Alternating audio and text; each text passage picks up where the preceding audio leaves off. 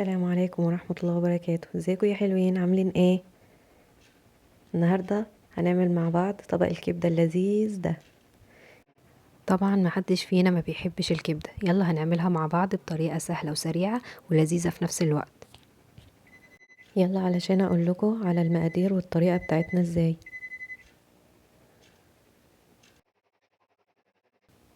مقاديرنا هنا: نص كيلو من الكبدة متقطعة شاورما، عليها ربع كوباية من اللبن، ونقلبهم مع بعض كويس.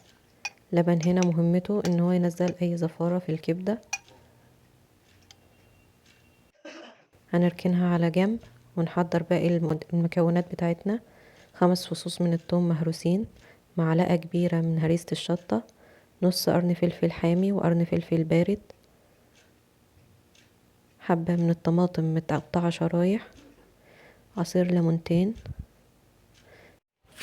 هنا الكبدة بتاعتنا بعد ما عدى عليها ربع ساعة انزلي بيها في مصفى. حاولي تقلبي بالمعلقة كده علشان اللبن اللي حوالين الكبدة ينزل بسهولة. خلاص كبدتنا جاهزة. يلا على نار عالية انزلي بالطاسة بتاعتك، فيها معلقتين من الزيت ومكعب زبدة. يا دوبك الزبدة بتاعتك تسيح، وزعيها في الطاسة كويس. هننزل اول حاجة بالثوم ونقلبه لحد ما ياخد لون ذهبي خفيف والريحة بتاعته تظهر.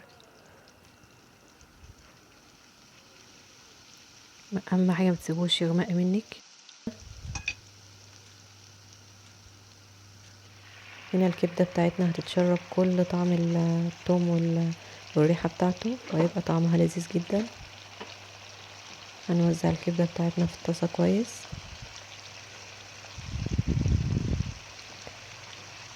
ونستنى لحد ما تاخد لون من الجنب اللي تحت، ونقلب من تحت لفوق تقليب بطيء.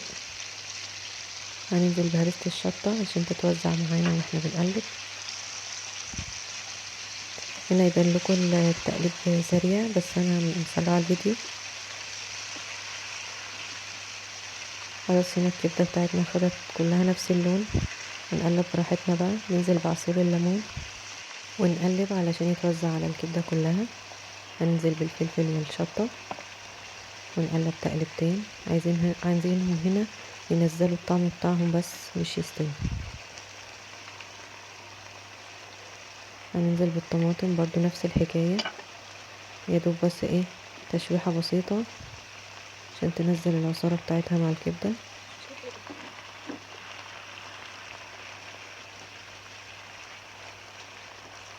هنزل بالتوابل بتاعتنا: معلقة صغيرة من الفلفل الأسود، معلقة صغيرة من الكمون، معلقة صغيرة من الكزبرة الناشفة، نص معلقة من الشطة اختياري الناس اللي مبتحبش الحراق، وربع معلقة من البهارات السبعة، والملح بتاعك على حسب ذوقك. ونقلب كويس علشان التوابل بتاعتنا تتوزع على الكبدة كلها. هنا مش هنسيب الكبدة على النار كتير علشان ما تأستكش، يا دوبك التوابل تتوزع وهنطفي النار ونقدم الكبدة بتاعتنا.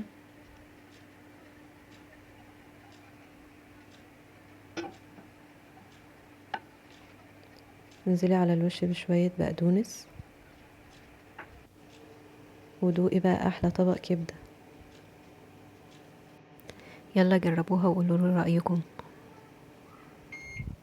وبالهنا والشفا لكل اللي هيجربها. ما تنسيش لايك وشير وسبسكرايب. بحبكم.